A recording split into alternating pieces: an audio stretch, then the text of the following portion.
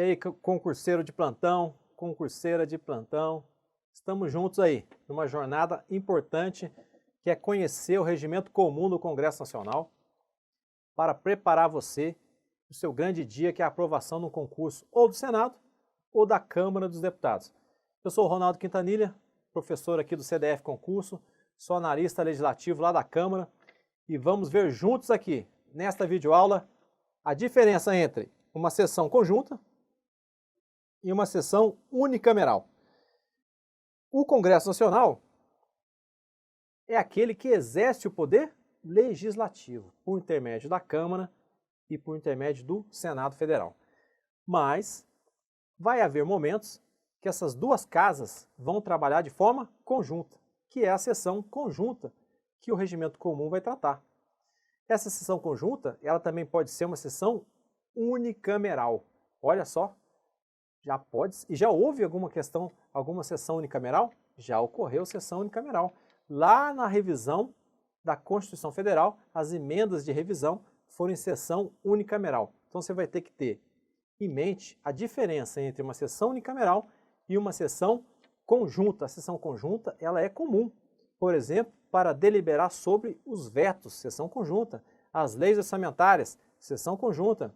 Sessão conjunta para o compromisso e posse do presidente e vice-presidente da República, sessão conjunta. Os casos estão na Constituição e no regimento comum do Congresso Nacional. Vamos lá então, olha aqui, ó. Sessão conjunta. As casas são distintas, mas há momentos em que trabalham de forma conjunta. E lá na Constituição está lá, ó, inaugurar a sessão legislativa, que foi exatamente esse caso aqui, ó. Tem até uma foto minha aqui, ó. Meu colega lá do trabalho, nosso fotógrafo lá, Jeremias, foi lá e tirou a foto para mim lá, ó. Então tá vendo, ó, tá lá numa sessão conjunta da Câmara e do Senado. Tá ruim de ver, ó, mas lá atrás tá o presidente do Senado e ao lado o presidente da Câmara.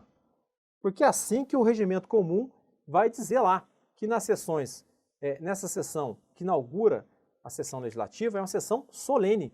A sessão solene vai ter, comporá a mesa o presidente da Câmara e a convite o presidente do Supremo Tribunal Federal. É claro que outros ali, isso não está no regimento, mas outros podem ter seu assento na mesa ali também.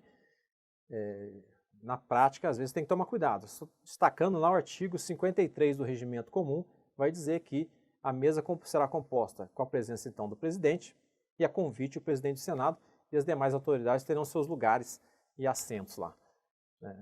Cuidado! A prática é um pouquinho diferente, a gente sempre vai destacar isso no nosso curso. Eu estava lá presente nessa inauguração, numa sessão solene, numa sessão conjunta, onde no plenário da Câmara, em regra o plenário da Câmara, porque é o maior, né, o plenário da Câmara está ali maior, mas pode ser também em outro lugar, desde que é avisado. Né? Na Câmara estava lá, então, deputados e senadores, numa sessão conjunta, não era uma sessão unicameral. Vamos ver a diferença já já. Então aqui, ó, elaborar seu regimento comum, e regular a criação dos seus serviços comuns às duas casas. Então, para elaborar o regimento comum, tem que ser um processo de sessão conjunta entre a Câmara e o Senado. Aqui a notícia da época, a cerimônia conjunta, Câmara e Senado, marca o início dos trabalhos legislativos de 2020. Continuando lá na Constituição Federal, no artigo 57, parágrafo 3º, recebeu o compromisso do presidente e do vice-presidente, conhecer do veto e sobre ele deliberar sobre os projetos. Isso aqui não está no 57, né? Isso aqui está lá na frente, na Constituição, porque o próprio artigo lá, o parágrafo vai dizer, além de outros casos previstos nessa Constituição. Lá no artigo 66, vai dizer também que é na forma do regimento comum deliberar sobre o projeto de lei do PPA, LDO, LOA e créditos adicionais. Quais são os créditos adicionais? Aqui, para quem estuda mais administração financeira e orçamentária, os créditos são suplementares, os especiais e os extraordinários. Se aparecer na sua prova isso aqui, também está correto. Esses são os casos, as principais situações, mas o regimento comum vai trazer outras. E nós colocamos essas situações em uma tabelinha para você. Vamos lá? Continuando então, e quando, para a gente matar a diferença de uma sessão conjunta e de uma sessão unicameral? A sessão unicameral, prevista lá pelo Poder Constituinte originário, no artigo 3º do ADCT, vai dizer que a revisão será realizada após 5 anos, contados da promulgação da Constituição, pelo voto da maioria dos membros. Aqui a expectativa era muito grande na época do Constituinte de se mudar o nosso sistema de presidencialismo para um parlamentarismo. Então, se houvesse essa mudança, seria necessária uma reestruturação em vários artigos da Constituição. Por isso, houve essa previsão, esse cuidado, né? De, não, daqui 5 anos vamos fazer umas emendas de revisão e vamos tratar disso de um modelo diferenciado, né? Menos rígido do que o modelo que a gente conhece de alteração da Constituição Federal. Já vamos ver. E esse modelo foi unicameral. Você marca a diferença. Unicameral nessas emendas de revisão. Existem 6 emendas de revisão, somente essas 6. Vamos ver aqui, se está aqui, ó. Aqui a gente marca bem a separação. Então, o que é uma sessão conjunta? Que a gente vê comum lá dentro do Congresso. E o que é uma sessão unicameral? A sessão conjunta vai reunir deputados e senadores, como a sessão unicameral também reúne deputados e senadores. Mas olha só, na hora de votar, essa sessão conjunta, vota-se em conjunto, mas a contagem é separada entre Câmara e Senado. Guarda assim, né? Aqui a votação em conjunta e a contagem também em conjunta. Então, como se cada deputado e cada senador fosse um voto.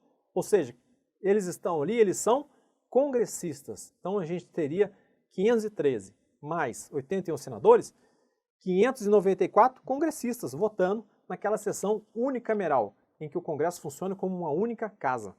Tá bom? Aqui, ó, 594. Exemplo, já falei, veto, matérias orçamentárias. Apenas, olha só, vamos grifar. Aqui é a hora de não esquecer, apenas para as emendas constitucionais de revisão previstas lá no artigo 3º da DCT. Então, olha só. A gente poderia colocar ainda mais alguma diferença aqui. Essa sessão conjunta, por exemplo, para emenda, se for no caso de PEC, não sessão conjunta, né? Para alteração da Constituição Federal, não temos sessão conjunta, né? A PEC, ela tramita na Câmara e no Senado.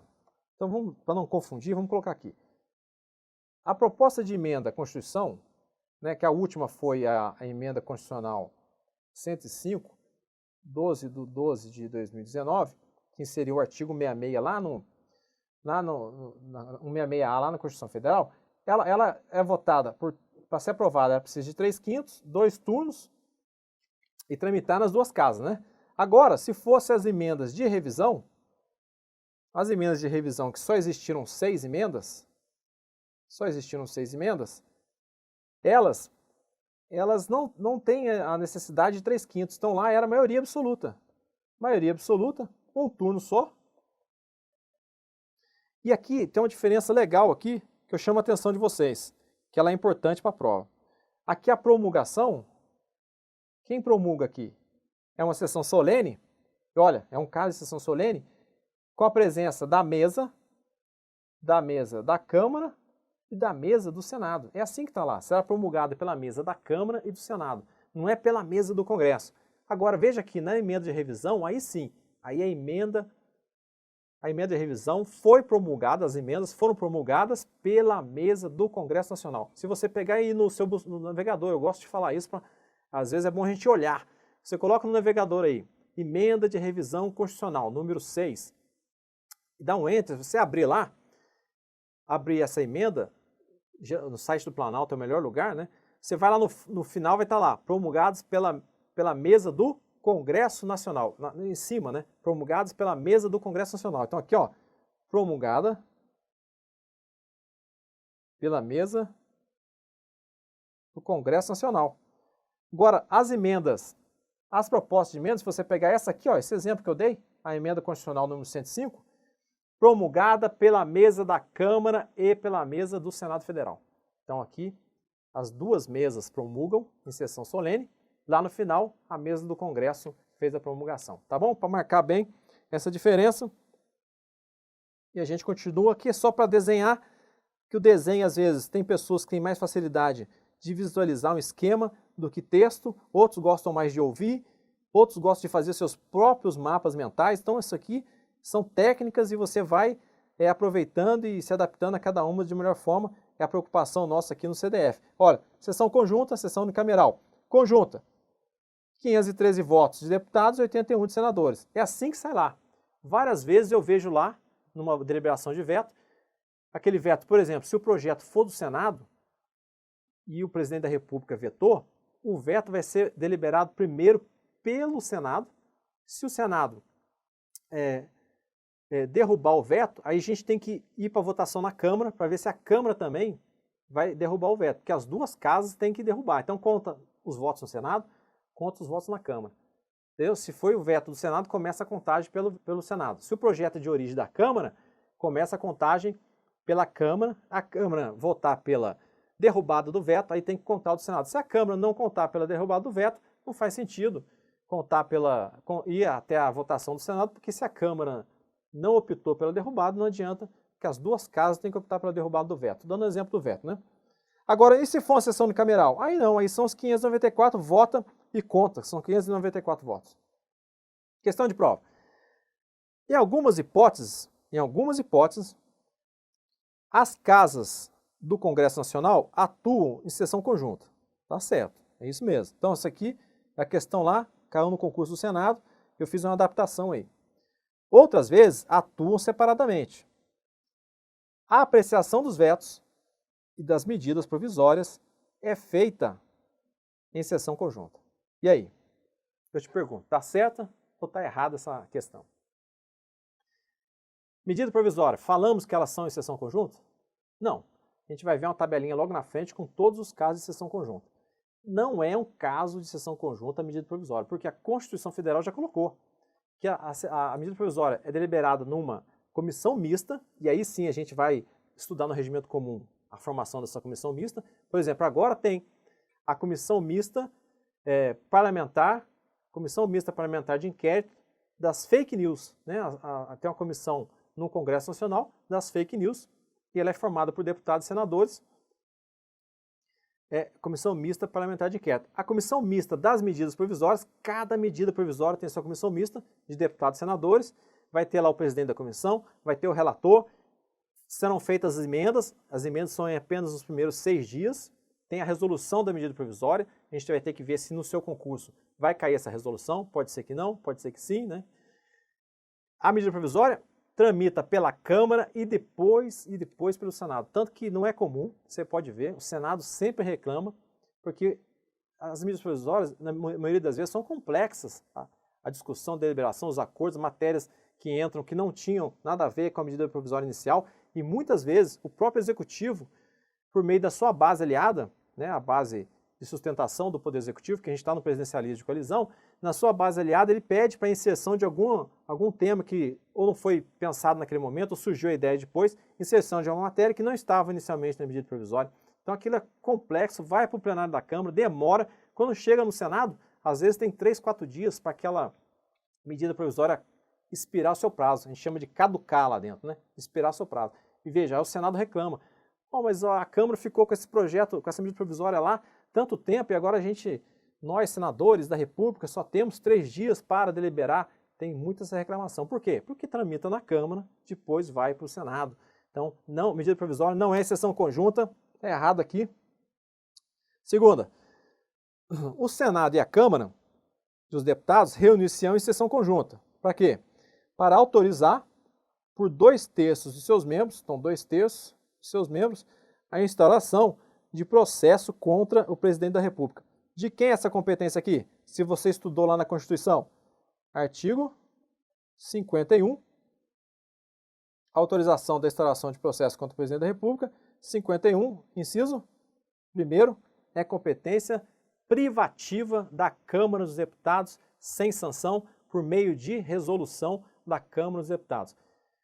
Foi feita essa autorização no caso da ex-presidente Dilma, a Câmara fez essa autorização, foi para o Senado, aí teve uma alteração, porque as regras são antigas, então o Senado fez uma admissibilidade disso, depois sim foi instaurado o processo e teve as fases processuais comandadas pelo presidente do STF, né, é assim que a Constituição coloca, aí já é lá no artigo 52, inciso 1, e o parágrafo único lá do 52, comandados pelo presidente do STF, desenrolou o processo.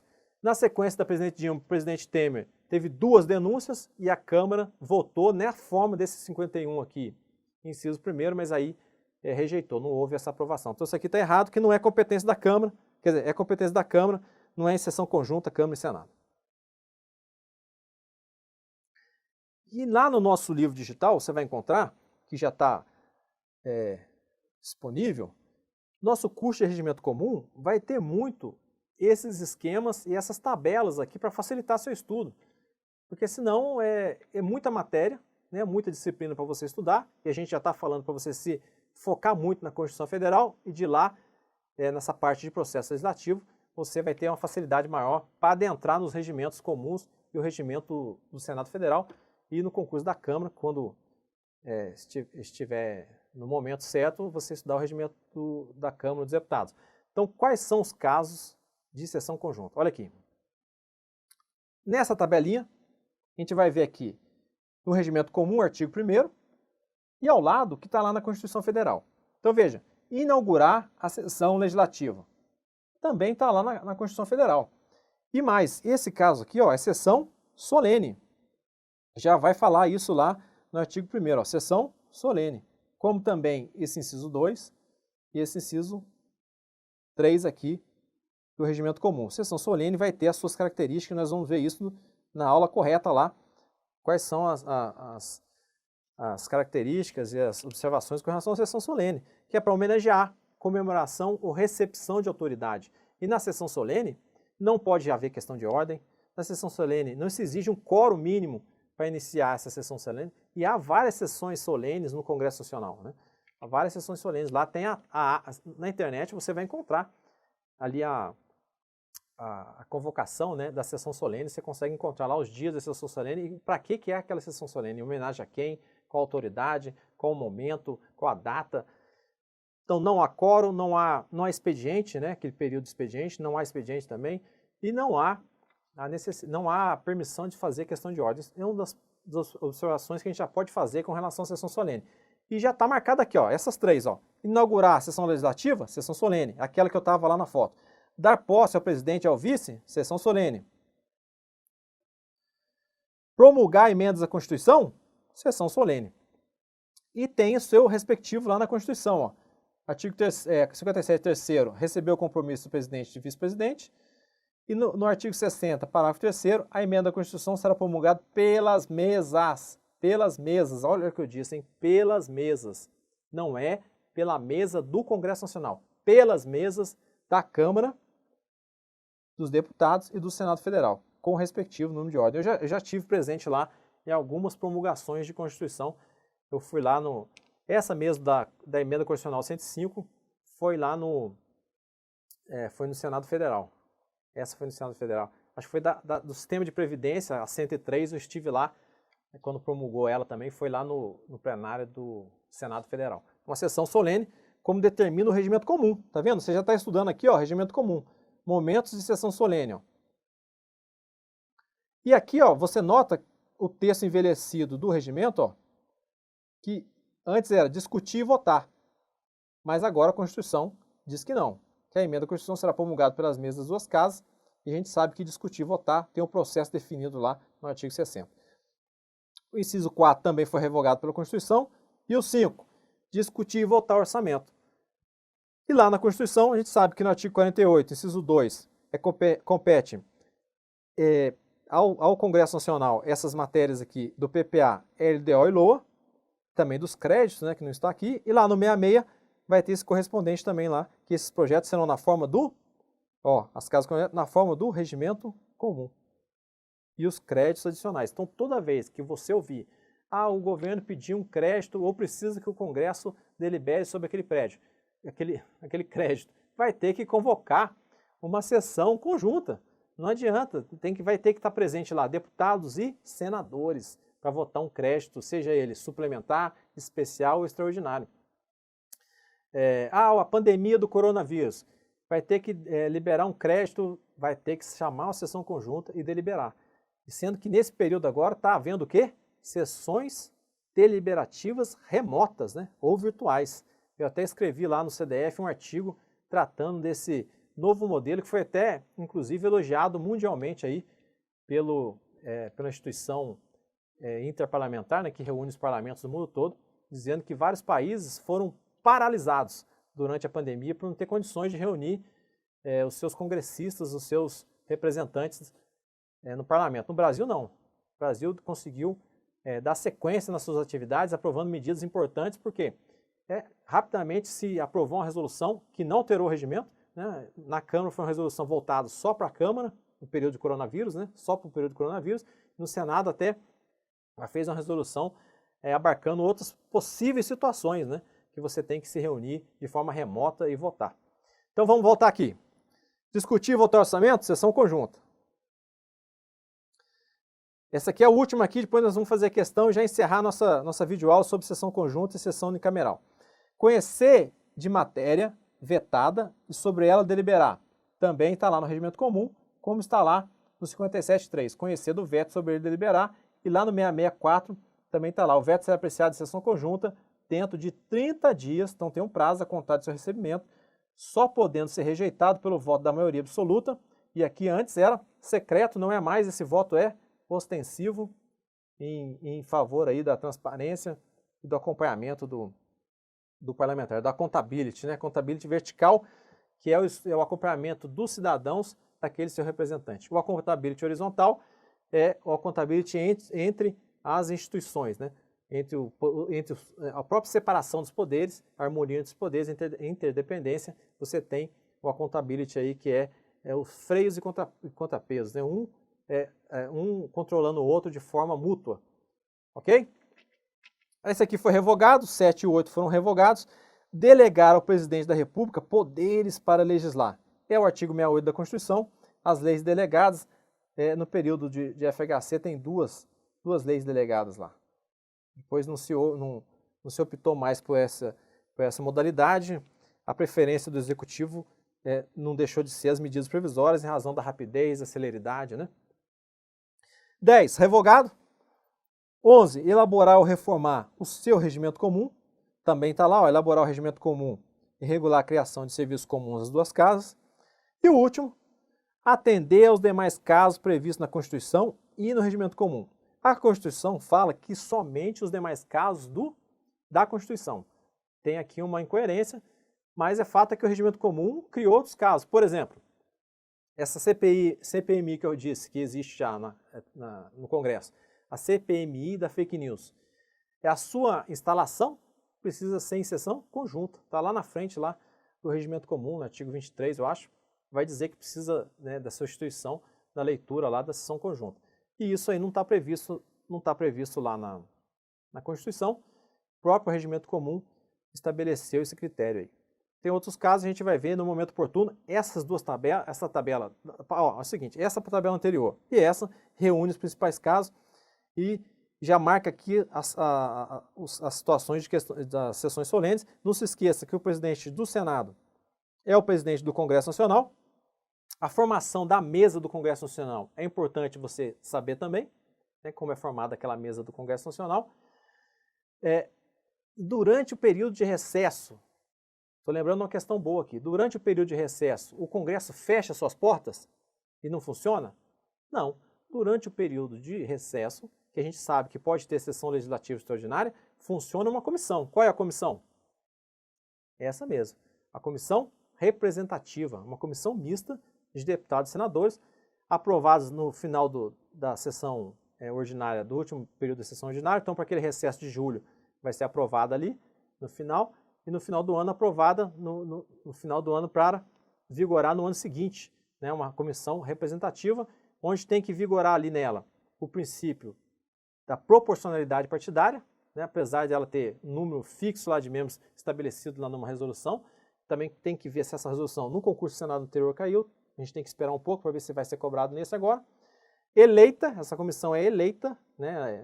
Não é escolhida pelos líderes, é eleita, está escrito lá assim, está eleita, e o princípio da proporcionalidade. Durante o período de recesso tem essa comissão, também é importante você saber, e saber aqui, como a gente viu nessa videoaula, essas questões da diferença entre a sessão conjunta e a sessão unicameral. Valeu, um grande abraço, obrigado pela atenção, desejo tudo de bom, se esforce bastante, porque o seu esforço aí, eu tenho certeza que vai se traduzir em bons frutos, né? Trabalhar agora, plantar, para colher logo ali na frente. Um grande abraço, até a próxima.